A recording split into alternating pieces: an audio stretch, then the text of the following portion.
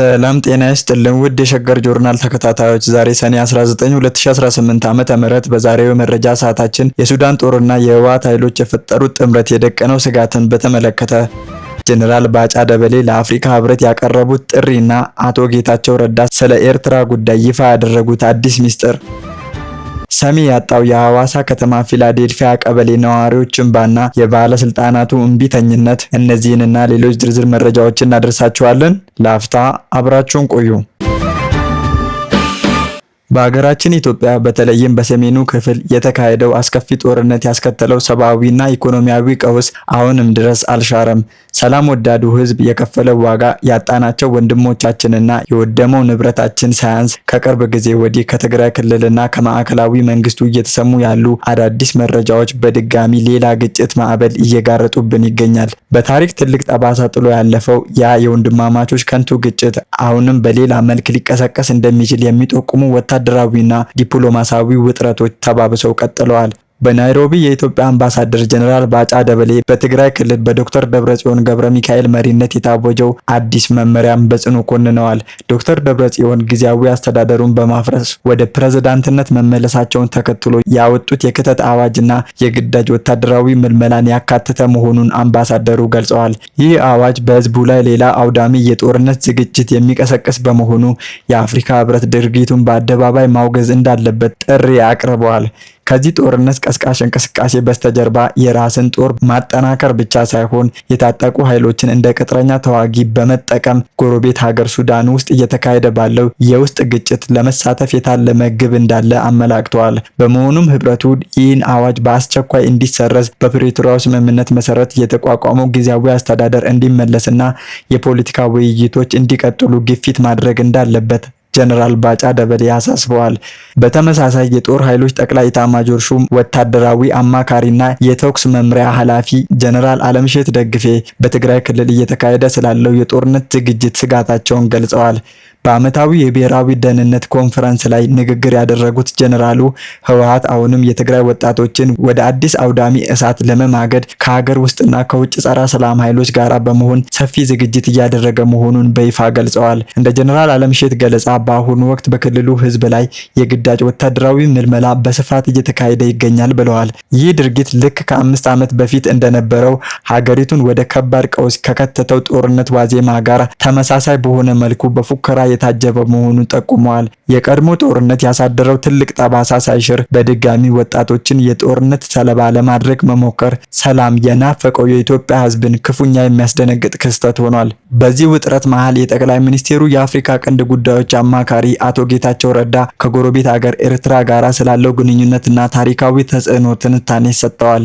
አቶ ጌታቸው ረዳ እንዳሉት ከአፄ ኃይለሥላሴ ዘመነ መንግስት ጀምሮ እስከ ኢህአዴግ ውድቀት ድረስ የነበሩት የኢትዮጵያ መንግስታት መነሳትና መውደቅ በቀጥታ ከኤርትራ ጥያቄ አያያዝ ጋራ የተገናኘ ነበር ብለዋል። በአሁኑ ወቅትም ቢሆን ከኤርትራ ጋር ያለው ግንኙነት የወደብ እና የብሔራዊ ደህንነት ጉዳዮች ከሀገሪቱ አጠቃላይ ህልውና ጋራ የተሳሰሩ በመሆናቸው መንግስት ጉዳዩን እጅግ በበሰለና ጥንቃቄ በተሞላበት ዲፕሎማሲያዊ መንገድ ሊይዘው እንደሚገባ አሳስበዋል።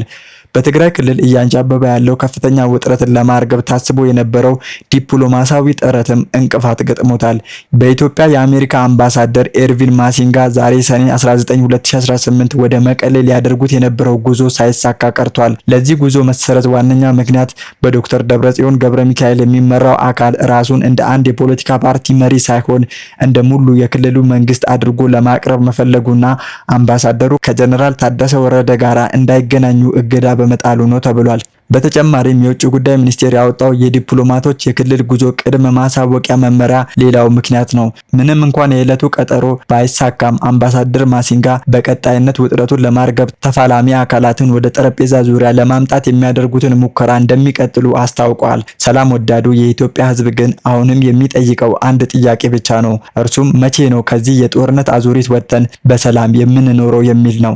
ሌላ የወንድማማቾች ጦርነት የምንሸከምበት ትከሻም ሆነ ለግትር ፖለቲከኞቻችን የምንማግደው ዜጋ የለንም። በመሆኑም ሁሉም ወገኖች ከጦርነት ፉከራ ወጥተው ወደ ሰላማዊ አማራጭ እንዲመለሱ እንማጸናለን። በሐዋሳ ከተማ አዲስ ከተማ ክፍለ ከተማ ፊላዴልፊያ ቀበሌ በተለምዶ የወንዝ ዳር ታጋይ መንደር እየተባለ በሚጠራ አካባቢ የሚኖሩ ዜጎች ከቅርብ ጊዜ ወዲህ በመንግስት እየተካሄደ ካለው የሐይቅ ዳር የኮሪደር ልማት ጋራ በተያያዘ ከፍተኛ የህልውና አደጋ ተጋርጦባቸዋል። ይህ ጉዳይ ለልማት ተብሎ የሚደረግ ሳይሆን ማህበራዊ ቀውስንና የህዝብን እንባ ያተረፈ ኃላፊነት የጎደለው አሰራር መሆኑን እያሳየ ይገኛል። እንደ አንድ አገር ወዳድና በዚህ ኃላፊነት በጎደለው ድርጊት ምክንያት ከፍተኛ ዋጋ እየከፈለ እንዳለ ኢትዮጵያዊ ዜጋ ይህንን መሰል ግፈኛና ዜጋን ያገለለ አካሄድ በፍጹም ተቀባይነት የሌለውና ታሪክ ይቅር የማይለው ትልቅ አስተዳደራዊ ስህተት ነው። እነዚህ ተፈናቃይ ነዋሪዎች በአካባቢው ከ52 ዓመታት ለሚበልጥ ጊዜ ማህበራዊ ህይወታቸውን የመሰረቱ ትውልድን ያፈሩና አካባቢውን በራሳቸው አቅምና ጉልበት ያለሙ ዜጎች ናቸው። ነዋሪዎቹ እስከ 2000 ዓመተ ምህረት ድረስ ለመንግስት የሚጠበቅባቸውን የቦታና የእርሻ ግብር በህጋዊ መንገድ ሲከፍሉ የቆዩ ቢሆኑም ከዚህ ጊዜ በኋላ ግን መንግስት ያለምንም ግልጽ ምክንያት ግብር እንዳይከፍሉ አግዷል። ይህ ብቻ ሳይሆን ማህበረሰቡ ከራሱ ግሮሮ እየነጠቀ ባዋጣው ገንዘብ የመብራት መስመር፣ የውሃ አቅርቦትና አልፎ ተርፎም የብልጽግና ፓርቲ ጽህፈት ቤት ግንባታን ሙሉ በሙሉ በራሱ ወጪ ያከናውኗል። ከተማዋ ስትሰፋና ሌሎች አካባቢዎች የካርታ ፕላን ሲዘጋጅ ለእነርሱም መሰል ህጋዊ ማረጋገጫ እንዲሰጣቸው በተደጋጋሚ ቢጠይቁም ከአስተዳደሩ ሲሰጣቸው የነበረው ምላሽ ግን አርፋችሁ ተቀመጡ የሚል የንቀትና የማግለል ምላሽ ነበረ። ይህንን ሁሉ ዓመት ከኖሩበት ቤት በጥድፊያ ለቃችሁ ውጡ ማለት በየትኛውም ህግና ሞራል ተቀባይነት የለውም። ወቅቱ የክረምት መግቢያና የፈተና ወቅት በመሆኑ ልጆች ፈተናቸውን ሳይጨርሱ በጥድፊያ አዋክቦና አስፈራርቶ ከግማሽ ምዕተ ዓመት በላይ ከኖሩበት ቀዬ ማፈናቀል ፍጹም አረመኔያዊነት ነው። መጪው ክረምት በደሃው ላይ የሚጥለው ከባድ ሸክም ሳይታሰብ ዜጋው በልቶ ስለማደሩ ስለሚያሳስበው በዚህ አስከፊ ወቅት ማህበራዊ ቀውስ መፍጠር ምን ያህል መተሳሰባችን እንደጠፋ ማሳያ ነው። አድርባይ ካድሬዎች የበላይ አለቆቻቸውን ለማስደሰት በሚያደርጉት ሩጫ ደሃው ከደሳሳ ጎጆው አውጥተው ሜዳ ላይ መበተናቸው ፍጹም ኢሞራላዊና ህገ መንግስታዊ ነው። ይባስ ብሎም ካድሬዎቹ መጥተው ቤት የሚያፈርሰው ዶዘርን ለማስቆም ከሞከራችሁ ለዶዘረው የሚከፈለውን በሰዓት 38,000 ብር ትከፍላላችሁ እያሉ የደሃውን ዜጋ አፍ ለማዘጋት መሞከራቸው የሆድ መሙላትና የአእምሮ መደፈም መገለጫ እንደሆነ ታዛቢዎች ይገልጻሉ።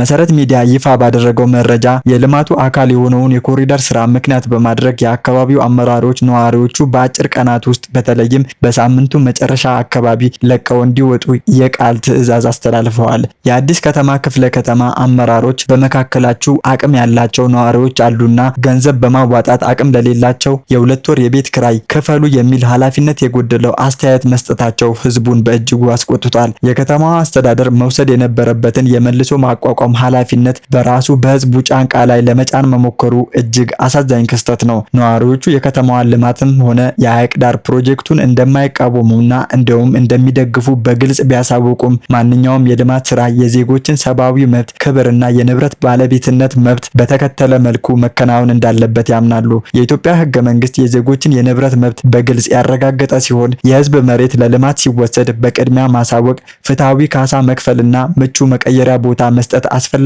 መሆኑ በአዋጁ ላይ በግልጽ ተቀምጧል። አሁን በሐዋሳ ከተማ እየተፈጸመ ያለው ድርጊት ግን እነዚህን ሁሉ ህጎች የጣሰ ነው። ለሐዋሳ ከተማ ከንቲባ አቶ ጥራቱ በየነና ለሌሎቹም ቢሮዎች ተደጋጋሚ የቅሬታ ደብዳቤዎች ቢገቡም እስካሁን ምንም አይነት ተገቢና ህጋዊ ምላሽ አልተሰጠም። ሰዎች ከንብረታቸው ላይ ለልማት በኃይል እንደሚነሱ በወቅቱ ካሳ እንደማይከፈላቸውና አስቀድሞ ውይይት እንደማይደረግ የኢትዮጵያ የህዝብ እንባ ጠባቂ ተቋም የ11 ወራት ሪፖርት በግልጽ ያሳያል።